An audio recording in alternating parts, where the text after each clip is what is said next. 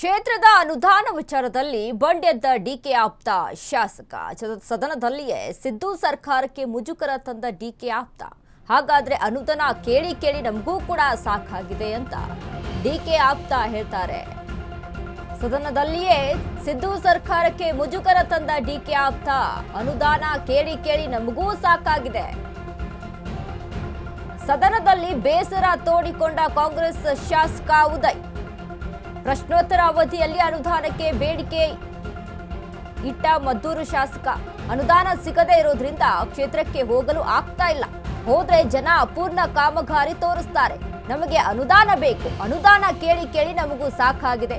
ಕಾಲಮಿತಿಯೊಳಗೆ ಅನುದಾನ ಕೊಡಿ. ಎಸ್ಸಿ ವರ್ಗದ ಜನ ಇರುವ ಪ್ರದೇಶಗಳ ಅಭಿವೃದ್ಧಿಗೆ ಅನುದಾನ ಬೇಕು. ಸಮಾಜ ಕಲ್ಯಾಣ ಇಲಾಖೆಯಿಂದ ಅನುದಾನ ಬಾಕಿ ಇದೆ, ಅದನ್ನ ಕೊಡಿಸಿ. ಮುಖ್ಯಮಂತ್ರಿಗಳನ್ನ ಒತ್ತಾಯಿಸಿದ ಮದ್ದೂರು ಎಂಎಲ್ಎ ಉದಯ್ ಕದಲೂರು. ಚರ್ಚೆಗೆ ಗ್ರಾಸವಾದ ಮದ್ದೂರು ಎಂಎಲ್ಎ ಉದಯ್ ಕದಲೂರು ಮಾತು.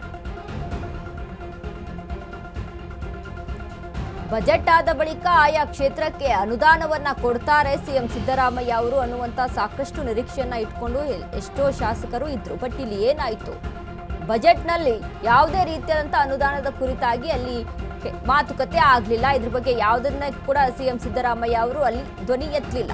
ಬಟ್ ಇಲ್ಲಿ ಅನುದಾನ ಇಲ್ಲ ಅಂತ ಅಂದ್ರೆ ಆಯಾ ಕ್ಷೇತ್ರದಲ್ಲಿ ಜನ ನಮ್ಮನ್ನು ಕೇಳ್ತಾರೆ, ಅದಕ್ಕೆ ನಾವು ಏನು ಉತ್ತರ ಕೊಡಬೇಕು ಅನ್ನುವಂಥದ್ದು ಶಾಸಕರ ಗೋಳಾಟ ಒಂದ್ ಕಡೆ. ಈಗ ಉದಯ್ ಕದಲೂರ್ ಅವರು ಇದ್ರ ಬಗ್ಗೆ ಮಾತನಾಡಿದ್ದಾರೆ, ಓಕೆ. ಬಟ್ ಹೀಗೆ ಹಲವಾರು ಶಾಸಕರ ನಿಲುವು ಸದ್ಯಕ್ಕೆ ಇರುವಂತ ಪರಿಸ್ಥಿತಿನೇ ಇದು ಹೀಗಾಗಿದೆ. ಎಸ್ಸಿ ವರ್ಗದ ಜನರು ಇರುವ ಪ್ರದೇಶಗಳಲ್ಲಿ ಅಭಿವೃದ್ಧಿ ಆಗಬೇಕು. ಸಮಾಜ ಕಲ್ಯಾಣ ಇಲಾಖೆಯಿಂದ ಅನುದಾನ ಬಾಕಿ ಇದೆ, ಅಲ್ಲಿಂದ ಬರಬೇಕು. ಯಾವುದೇ ಅನುದಾನ ಇಲ್ಲ ಅಂತ ಅಂದ್ರೆ ಕ್ಷೇತ್ರದ ಅಭಿವೃದ್ಧಿ ನಾವು ಹೇಗ್ ಮಾಡೋದು? ಅಲ್ಲಿ ಕಾಮಗಾರಿ ಅರ್ಧಕ್ಕೆ ನಿಂತಿದೆ. ಅದ್ರ ಬಗ್ಗೆ ಜನ ನಮ್ಮನ್ನ ಪ್ರಶ್ನೆ ಕೇಳ್ತಾರೆ, ಅದಕ್ಕೆ ಯಾವ ರೀತಿಯಾದಂಥ ಉತ್ತರ ಕೊಡಬೇಕು ಅನ್ನುವಂಥದ್ದೇ ಇಲ್ಲ.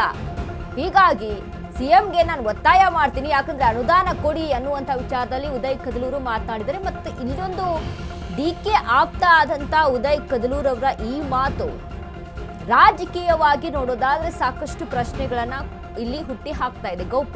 ಗೌಪ್ಯತೆಗಳು ಅಂತ ಅಂದ್ರೆ ಯಾವ ರೀತಿಯಾಗಿ ಡಿಕೆಯ ಆಪ್ತ ಉದಯ್ ಕದಲೂರು. ಹೀಗಾಗಿ ಸದ್ಯಕ್ಕೆ ಇರುವಂತಹ ಕುರ್ಚಿ ಫೈಟ್, ಪವರ್ ಶೇರಿಂಗ್ ವಿಚಾರ ಏನಿದೆ ಇದರಲ್ಲಿ ಕೂಡ ವ್ಯಕ್ತವಾಗುತ್ತಾ. ಹಾಗಾದ್ರೆ ಡಿಕೆ ಬಣದಿಂದ ಏನಾದ್ರೂ ಬಂಡಾಯ ಹೇಳುವಂಥದ್ದು ಹಲವಾರು ಶಾಸಕರು ಇನ್ನೂ ಇದೆಯಾ ಅನ್ನುವಂತ ಪ್ರಶ್ನೆಗಳಿದಾವೆ. ಒಕ್ಕಲಿಗರನ್ನ ಬಿಟ್ರೆ ಅತಿ ದೊಡ್ಡ ಸಮಾಜ ಪರಿಶಿಷ್ಟ ಸಮಾಜ ಇದು. ತಲಾ 1.5 ಲಕ್ಷನೂ ಕೂಡ ಒಂದು ಗ್ರಾಮಕ್ಕೆ ಬರಲ್ಲ ಇವರು ಕೊಟ್ಟಿರೋ ಅನುದಾನ. ಈಗಾಗಲೇ ಭಾಳಷ್ಟು ದುರಸ್ತಿಯಾಗಿವೆ ರಸ್ತೆ ಚರಂಡಿಗಳು, ಜೊತೆಗೆ ಭಾಳಷ್ಟು ಅಂಬೇಡ್ಕರ್ ಭವನಗಳು ಆಗಬೇಕಾಗಿದೆ.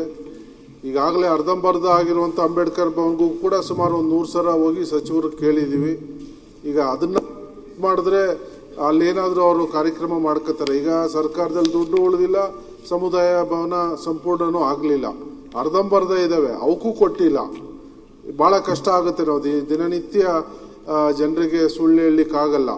ಮತ್ತೆ ಅವ್ರಿಗೆ ಅವರ ಪಾಲು ಏನು ಅನ್ನೋದು ಅವ್ರಿಗೆ ಅರಿವಿದೆ. ಆ ಜನಾಂಗದವ್ರಿಗೆ ದಿನನಿತ್ಯ ನಮ್ಮನ್ನ ಕ್ವಶನ್ ಮಾಡ್ತಾರೆ. ಆದಷ್ಟು ಬೇಗ ಸ್ವಲ್ಪ ಅನುದಾನ ಕೊಡಿಸಿ. ತಾಲೂಕಿನಲ್ಲಿ 200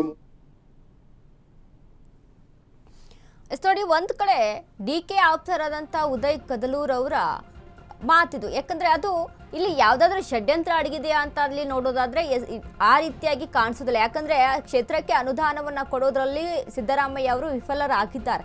ಇದು ಎಲ್ಲಾ ಕಡೆ ಇರುವಂತ ಒಂದು ಪ್ರಶ್ನೆನೇ, ಎಲ್ಲಾ ಕಡೆ ಇರುವಂತ ಒಂದು ಪರಿಸ್ಥಿತಿನೇ ಇದಾಗಿದೆ. ಬಟ್ ಇನ್ನೊಂದು ರೀತಿಯಲ್ಲಿ ಇಲ್ಲಿ ಯೋಚನೆ ಮಾಡ್ತಾ ಹೋದ್ರೆ ಡಿಕೆಯ ಆಪ್ತ ಬಣಗಳಿಂದ ಈ ರೀತಿಯಾಗಿ ಏನಾದ್ರೂ ಬಂಡಾಯ ಇಳುತ್ತಾ ಅನುದಾನದಲ್ಲಿ ಅನ್ನುವಂತ ವಿಚಾರ ಮತ್ತೊಂದು ಕಡೆಯಲ್ಲಿ ವ್ಯಕ್ತವಾಗ್ತಾ ಇದೆ. ಬಟ್ ಕ್ಷೇತ್ರದ ಅಭಿವೃದ್ಧಿಯಲ್ಲಿ ಏನಿದೆ, ನಿಜಕ್ಕೂ ಸಹಿತ ಕಾಂಗ್ರೆಸ್ ಸರ್ಕಾರ ಈಗ ಮಾಡ್ತಾ ಇರುವಂತ ನಡೆದುಕೊಳ್ತಾ ಇರುವಂತ ರೀತಿ ಹೇಗಿದೆ ಅಂತ ಅಂದ್ರೆ 2028ಕ್ಕೆ ಜನ ಇವರಿಗೆ ತಕ್ಕ ಪಾಠವನ್ನ ಕಲಿಸ್ತಾರೆ ಅನ್ನುವಂಥದ್ದು ಇಲ್ಲಿ ಮೇಲ್ನೋಟಕ್ಕಂತೂ ಕಾಣಿಸ್ತಾ ಇದೆ. ಆಯಾ ಕ್ಷೇತ್ರಕ್ಕೆ ಅಭಿವೃದ್ಧಿ ವಿಚಾರಕ್ಕೆ ಸಂಬಂಧಪಟ್ಟಂತೆ ಯಾವುದೇ ರೀತಿಯಾದಂತಹ ಅಭಿವೃದ್ಧಿಗಳಾಗ್ತಾ ಇಲ್ಲ.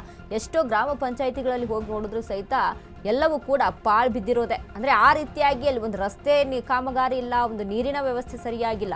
ಸೊ ಇದನ್ನ ಗಮನಿಸಿ ಇದೀಗ ಉದಯ್ ಕದಲೂರು ಧ್ವನಿ ಎತ್ತಿದ್ದಾರೆ.